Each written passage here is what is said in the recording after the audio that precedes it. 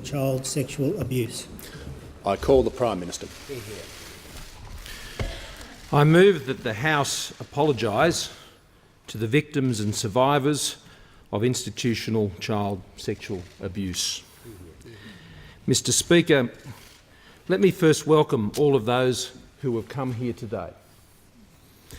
Whether you sit here alongside us here in this chamber, in the Great Hall, outside, elsewhere in the nation's capital, in your living room, in your bed, unable to rise today or speak to another soul. Your journey to where you are today has been a long and painful one, and we acknowledge that, and we welcome you today wherever you are. Mr Speaker, silenced voices, muffled cries in the darkness, unacknowledged tears, the tyranny of invisible suffering, the never-heard pleas of tortured souls bewildered by an indifference to the unthinkable theft of their innocence. Today, Australia confronts a trauma, an abomination, hiding in plain sight for far too long. Today we confront a question too horrible to ask, let alone answer. Why weren't the children of our nation loved, nurtured and protected? Why was their trust betrayed? Why did those who know cover it up? Why were the cries of children and parents ignored? Why was our system of justice blind to injustice? Why has it taken so long to act? Why were other things more important than this, the care of innocent children? Why didn't we believe?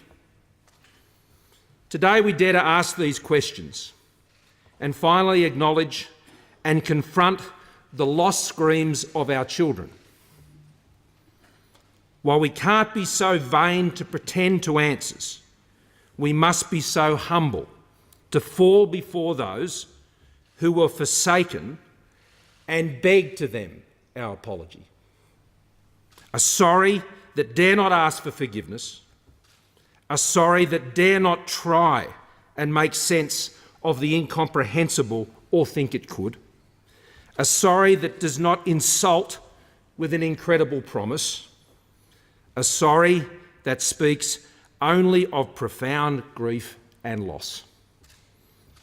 A sorry from a nation that seeks to reach out in compassion into the darkness where you have lived for so long.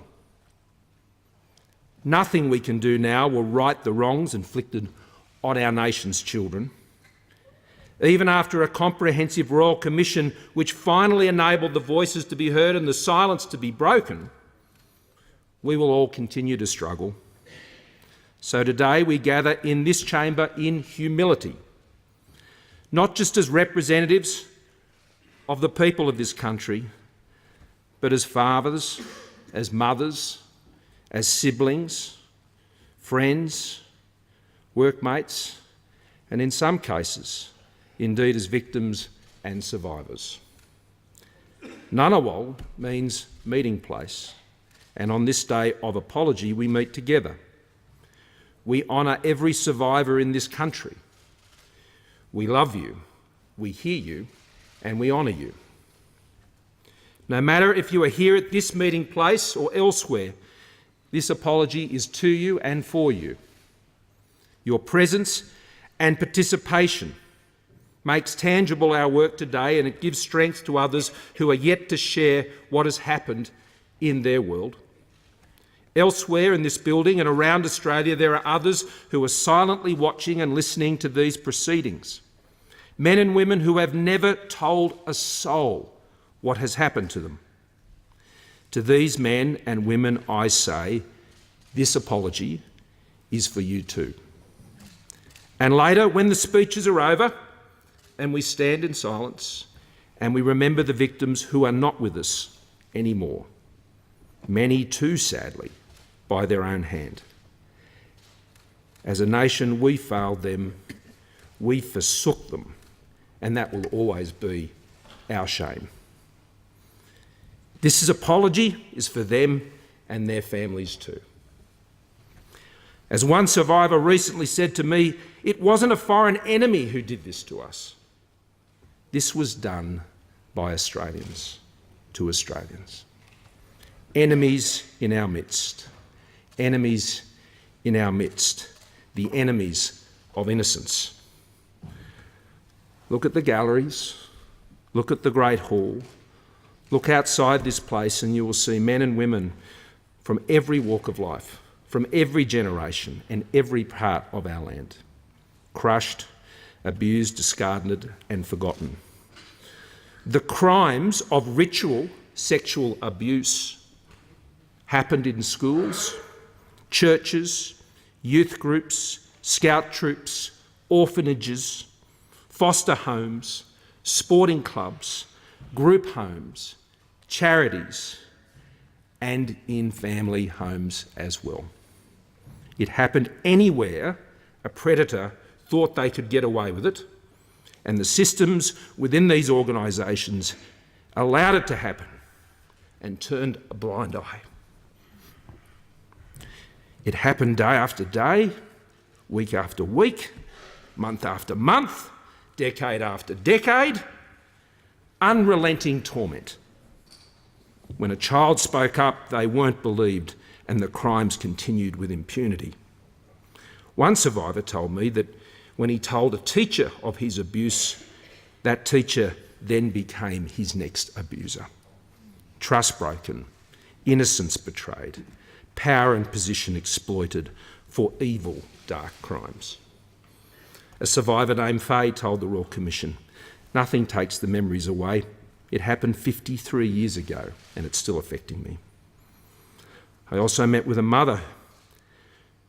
I met with a survivor named Anne, said, "My mother believed them rather than me." But I also met with a mother whose two daughters were abused by a priest the family trusted. Suicide would claim one of her two beautiful girls, and the other lives under the crushing weight of what was done to her. As a father of two daughters, I can't comprehend the magnitude of what she has faced. Not just as a father, but as a Prime Minister, I am angry too at the calculating destruction of lives and the abuse of trust, including those who have abused the shield of faith and religion to hide their crimes. A shield that is supposed to protect the innocent, not the guilty, and they stand condemned. One survivor says, "It was like becoming a stranger to your parents. Mental health illnesses, self-harm and addictions followed. The pain didn't stop with adulthood. Relationships with partners and children became strained as survivors struggled with the conflicting currents within them. Parents and siblings felt guilt and sadness for what they had missed, for what and whom they chose to believe, and for what they did not see, while survivors contemplated what could have been." A survivor named Rodney asked the question so common to so many survivors. He wonders about the person I may have become, or the person I could have become, if I did not have all of this in my life. Death can take many forms. In this case, the loss of a life never lived and a life denied. Another survivor, Aidan, spoke of not getting justice because his abuser had died. He said, "I was bereft because I was robbed. I was robbed of my day in court. I wanted to tell the world what he did. That was stolen. That was him again taking control." Mr. Speaker, today as a nation, we confront our failure to listen, to believe and to provide justice. And again today we say sorry. To the children we failed, sorry. To the parents whose trust was betrayed and who have struggled to pick up the pieces, sorry. To the whistleblowers who we did not listen to, sorry. To the spouses, partners, wives, husbands, children who have dealt with the consequences of the abuse, cover-ups and obstruction, sorry. To generations past and present, sorry. Mr. Speaker, as part of our work leading us to this day, I recently met with the National Apology Survivors Reference Group, as did the Leader of the Opposition who are with us here today. I want to thank this wonderful group of people and brave people. Many are survivors. They have all worked so hard to make today a reality. They said to me that an apology without action is just a piece of paper, and it is. And today they also wanted to hear about our actions. It's a fair call. In outlining our actions, I want to recognise the work of my predecessors, former Prime Minister Gillard, who was with us here today, and I thank you for your attendance. Former Prime Minister Rudd, the member for Warringah, who continues to serve us here in this place, and the former Prime Minister, Mr Turnbull. And I want to thank them for their compassion and leadership as they also confronted these terrible failings. The foundations of our actions are the findings and recommendation of the Royal Commission initiated by Prime Minister Gillard. The steady, compassionate hand of the commissioners and staff resulted in 17,000 survivors coming forward and nearly 8,000 of them recounting their abuse in private sessions of the Commission. We are grateful to the survivors who gave evidence to the Commission. It is because of your strength and your courage that we are gathered here today. Many of the commissioners and staff are also with us today, and I thank them also. Mr Speaker, acting on the recommendations of the Royal Commission with concrete action gives practical meaning to today's apology. The Commonwealth, as our national government, must lead and coordinate our response. The National Redress Scheme has commenced. I thank the state and territory governments for their backing of the scheme. The scheme is about recognising and alleviating the impact of past abuse and providing justice for survivors. The scheme will provide survivors with access to counselling and psychological services, monetary payments, and for those who want one, and I stress for those who want one, a direct personal response from an institution where the abuse occurred. It will mean that after many years, often decades of denials and cover-ups, the institutions responsible for ruining lives admit their wrongdoing and the terrible damage they cause. The National Office of Child Safety is another big step forward to ensuring the prevention and detection of child abuse wherever it occurs. It was announced as part of our government's response to the Royal Commission, and it was established from July 1 of this year within the Department of Social Services. As Prime Minister, I'll be changing these arrangements to ensure that the National Office of Child Safety will report to me. It will reside within the portfolio of Prime Minister and Cabinet, as it should, and the Minister for Social Services will assist me in this role, including reporting to me on the progress of Royal Commission recommendations and the activities of the Office of Child Safety. The Office has already begun its work to raise awareness of child safety and to drive cultural change in institutions and the community, to ensure that systemic failures and abuses of power that brought us here today are not repeated. Importantly, children themselves are being empowered to participate in these initiatives because our children must be heard, and when it comes to the work of safety, it must be approachable and child-friendly. They must know who they can tell, and they must be believed, and they must know where they can go. All Australian governments are now working together to establish a national database to ensure higher standards for working with children, and that data about people's ability to work with children is shared nationally. And our work does not stop at our borders. We are ensuring children across the world are protected by stopping child sex offenders from travelling overseas without permission, which will disrupt, prevent and investigate the abuse of children globally. And we recognise that as survivors age, those who are abused in or by an institution have real fears about entering into aged care facilities. It's an understandable fear, given what happened during childhood, and we will work with survivor groups about what we can do to alleviate those fears, and indeed the work of the Royal Commission into aged care will be able to address this as well. And to assist with lasting change, we recognise that there are many survivors who were abused in other settings, such as their own homes and in their communities, who will not be covered by this redress scheme. These survivors also need to be heard and believed and responded to with services to address their needs. So today, I commit to fund the establishment of a national centre of excellence, and I call on the states and territories to work as partners in this venture. This centre will be the place to raise awareness and understanding of the impacts of child sexual abuse, to deal with the stigma, to support help and seeking and guide best practice for training and other services. All of this is just the start. The Australian Government has not rejected a single recommendation of the Royal Commission.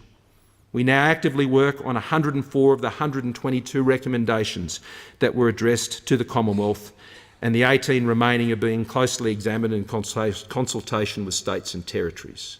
And today we commit from December this year we will report back to the Australian people through the Parliament to be held accountable each year on the progress we are making on the recommendations over the next 5 years and then beyond. We will shine a spotlight on all parts of government to ensure we are held accountable. And the institutions which perpetrated this abuse, covered it up and refused to be held accountable must be kept on the hook. Already many of those organisations have made their own apologies and have signed up to be part of the national redress scheme, as they should. But there are others yet to join. And today I simply say justice, decency and the beliefs and values we share as Australians insists that they sign on. Today I also commit to establishing a national museum, a place of truth and commemoration to raise awareness and understanding of the impacts of child sexual abuse. We will work with survivor groups to ensure your stories are recorded, that your truth is told, that our nation does not turn from our shame, and that our nation will never forget the untold horrors you experienced. Through this, we will endeavour to bring some healing to our nation and to learn from our past horrors. We can never promise a world where there are no abusers, but we can promise a country where we commit to hear and believe our children, to work together to keep children safe, to trust them, and most of all, respect their innocence. Mr. Speaker, I present the formal apology to be tabled in this Parliament today, which will be handed to those in the Great Hall shortly. It reflects all of the sentiments that I have expressed on behalf of the Australian people, this Parliament and our government. And I table that. And as I do, I simply say, I believe you, we believe you, your country believes you. The question is that the motion moved by the Prime Minister be agreed to. The Leader of the Opposition. I'd like to thank the Prime Minister for his sincere words. And I wish to begin with 26 words from the Royal Commission. I quote, "We were treated as slaves, beaten and abused, used for their perverted desires. No love or kindness, no safety or warmth, always hungry and always frightened." These words are not a tale from a foreign country or the distant past. These words came from one amongst us, describing his life as a child, a cold life of fear, hunger, loneliness, abuse. Australia failed this child. Australia failed tens of thousands of children across generations and across the country. Our nation let you down. Today we offer you our nation's apology with humility, with honesty, with hope for healing now, and with a fire in our belly to ensure that our children will grow up safe in the future. We do this because it is right, because it is overdue, because Australians must know and face up to the truth about our past. But above all, we do this because of you. I say to you here in the galleries, here in the Great Hall, on the lawns and beyond, I say to you in the big cities and country towns, today is because of you. Today is because of your advocates, your networks, your organisations, and your leadership. It is you who have bravely fought the long battle for justice, for recognition, for truth to be believed. It is you who have brought this day into being. It is you who kept coming forward again and again. You dug beneath scar tissue. You told strangers and people in power of the most terrifying moments in your memory. Our fellow Australians should understand that you've given so much of yourselves through your stories, but it was never for yourself, never for your own sake. Our fellow Australians should understand that you spoke up in the Royal Commission, you relived your pain in the Royal Commission for the next generation of Australian children. Australians should understand that you spoke and relived your pain because you want to make sure that what happened to you did not happen to other children. Today belongs to you. Today belongs to your families. Today belongs to your loved ones who've been there for you in the darkest of times. Today also belongs to your brothers and sisters who are not here. People who perhaps never told a single soul about what happened to them. Today belongs to people who have locked away the pain so deeply in order to survive, to get by. They simply cannot revisit the ordeal. Today belongs to people who've moved overseas to try and escape the memory. Today belongs to the people who are too ill to be here. Today belongs to people who are in the grip of addiction or poverty. Today belongs to people in the prison system whose lives were shunted on the wrong track by the abuse they suffered as children. Today belongs to the children who might not have suffered direct sexual abuse, but endured other terrible forms of abuse, violence, cruelty, neglect. This is a hard day for our fellow Australians, some of them. This is a hard day for those who were abused outside of an institution. I hope they can take something from the fact that the Royal Commission's recommendations reach beyond institutions to the protection of all children. And my fellow Australians, today belongs to the people who did not live long enough to hear this apology. Many of our honoured guests are wearing these badges. On them they've written the names of their brothers and sisters and dear friends who are not here today. Brothers and sisters who fought for decades, sadly through illness or old age, have not lived to see this day or indeed justice done.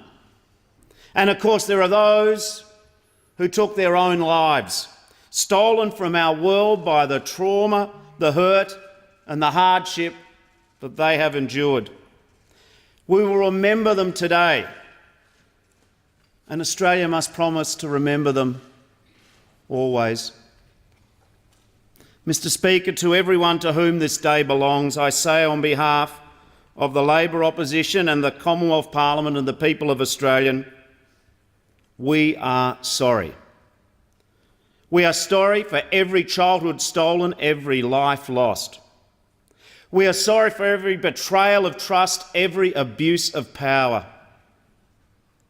We are sorry for trauma measured in decades, for scars that can never heal. We are sorry for every cry for help that fell on deaf ears and hard hearts. We are sorry for every crime that was not investigated, every criminal who went unpunished. And we are sorry for every time that you were not heard and not believed. We hear you now. We believe you. Australia believes you. And we are sorry it has taken so long to say these words. We are sorry for wrongs that can never be made right.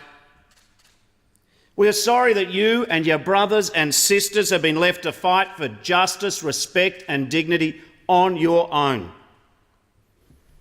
You should not be alone any longer. Australia is with you. And we are sorry that the abuse and the assault and the rape of children is still going on and being covered up this very day in this very country. We are sorry that we still cannot protect all our children. And we are sorry, all of us in this parliament, that we've not yet done enough to guarantee that this cannot happen again. Too many Australian children are still living unsafe lives at risk. It's the true test, isn't it, of our words? It's whether from this day forward we see some meaningful change for the better in this country. It is why the words of this apology must come with action. Last week I was told of a survivor who was asked would he be attending today. He said no. He said these apologies are only so politicians can look good in front of the public. And you know what? After decades of betrayal by governments, by the police, by the courts and the law, by foster parents and orphanages, by teachers and schools and sporting clubs, by churches and charities and more, he has every right to be sceptical that words are cheap. To you here who have gathered, I say that you have fought for and earned more than words. You deserve real change in your lives and the law and for the kids in the future. It means improving the lives of children now, recognising that vulnerable children don't resolve every issue miraculously the day they turn 18. Their support shouldn't fall off a bureaucratic cliff based on the date you were born. It also means on delivering on the promise of the Royal Commission and its recommendations. I acknowledge the work of previous Prime Ministers, Prime Minister Rudd and his advocacy, Prime Minister Gillard, who had the courage and the leadership to initiate this Royal Commission. You are so very welcome today.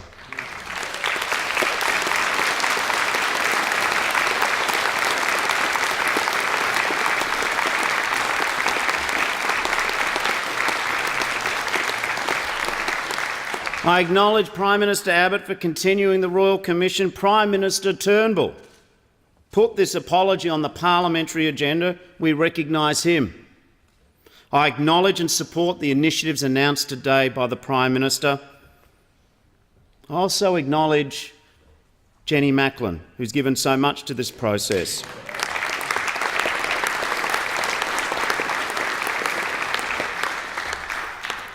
I do want to thank all of the Royal Commissioners and their dedicated staff for their intellectual and emotional commitment that they made over many years.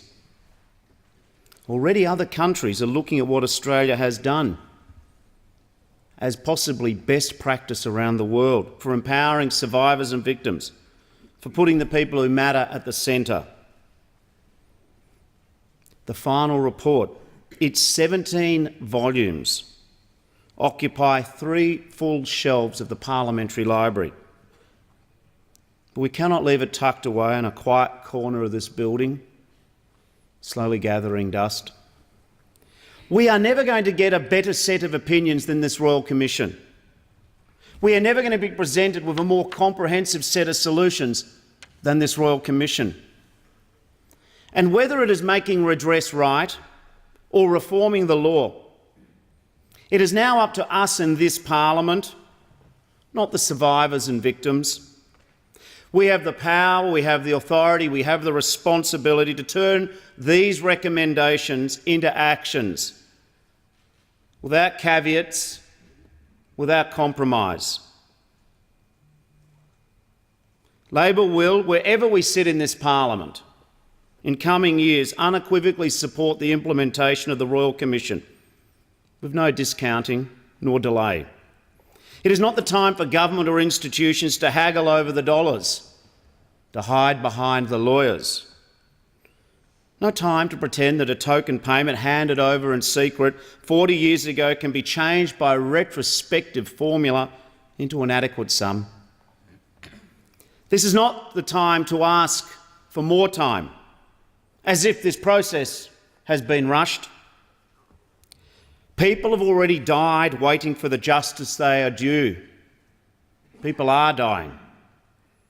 There's Tony, a 54-year-old man in palliative care in Toowoomba, watching this day perhaps, abused in 2 different institutions, 2 different states, both government and Salvation Army. It's an unforgivable final indignity that the legal hurdles mean that he may not live to receive this modest redress.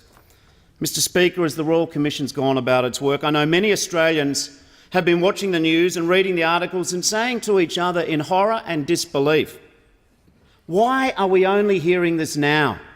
Why didn't we know? Why weren't we told? There are 1,000 different reasons, every individual life unique. But at the heart of so many reasons is this deeply uncomfortable truth. Too many were told, they just didn't listen. Too many did know, they just didn't act. It makes you angry to think that we were raised to respect these institutions all of the time, not understanding the danger that some of our fellow children were in. Institutions we were taught to respect, people in authority that we were just simply told to trust by virtue of their office. Some of these people were supposed to be the pillars of our community. They had the power, the status, the authority. They wielded these as weapons. I think of new migrants who trusted their children to the tightly knit community of faith, who put the clergy on a pedestal and simply could not comprehend when their own children said otherwise. Coaches, scoutmasters, priests and pastors, predators and manipulators. They all knew the buttons to push with parents.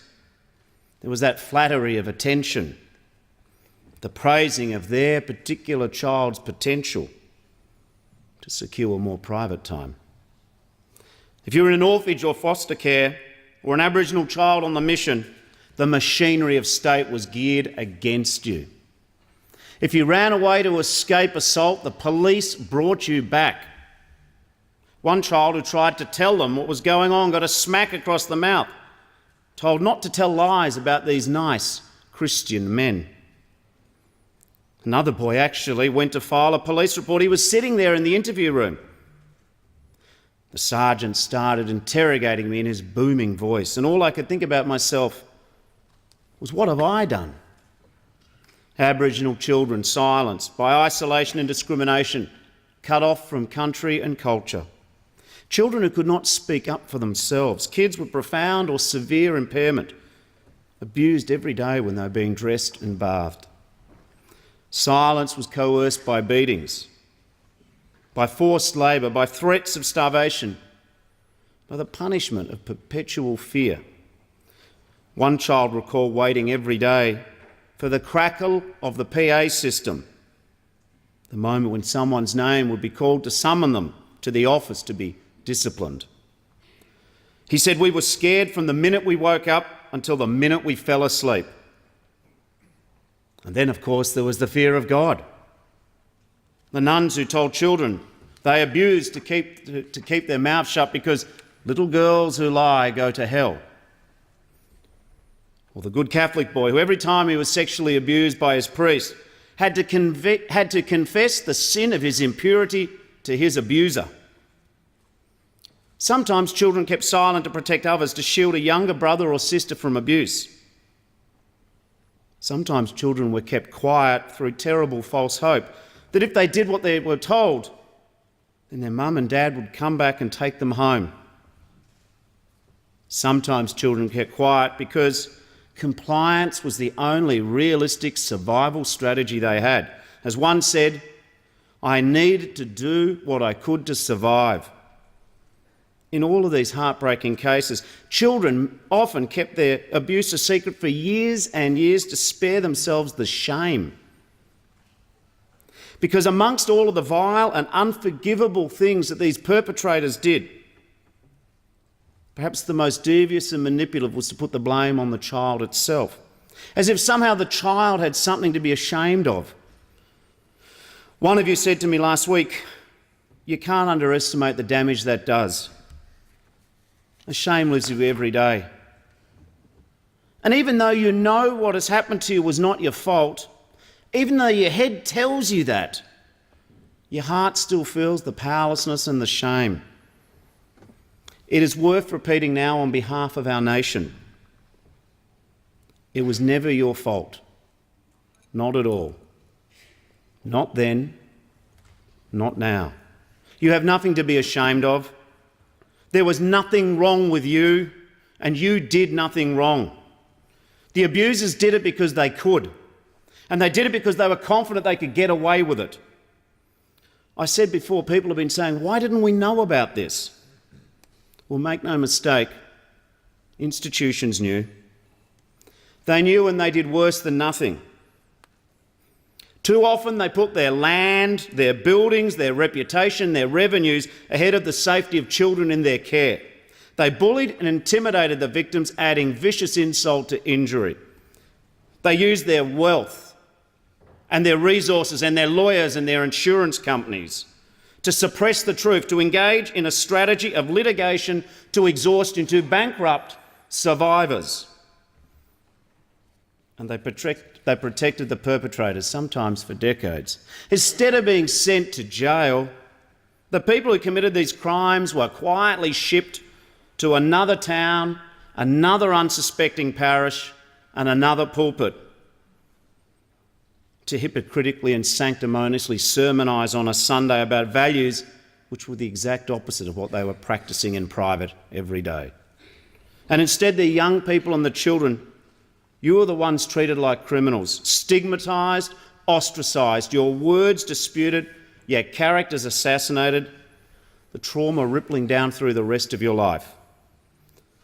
We read so many accounts of the people who've never been able to fully trust another human being again, for whom intimacy, touch and affection are foreign and frightening concepts.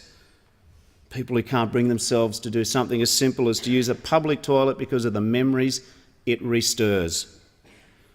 People who left this country and swore they would never return. People for whom abuse began with a chain of events which has led them into prison.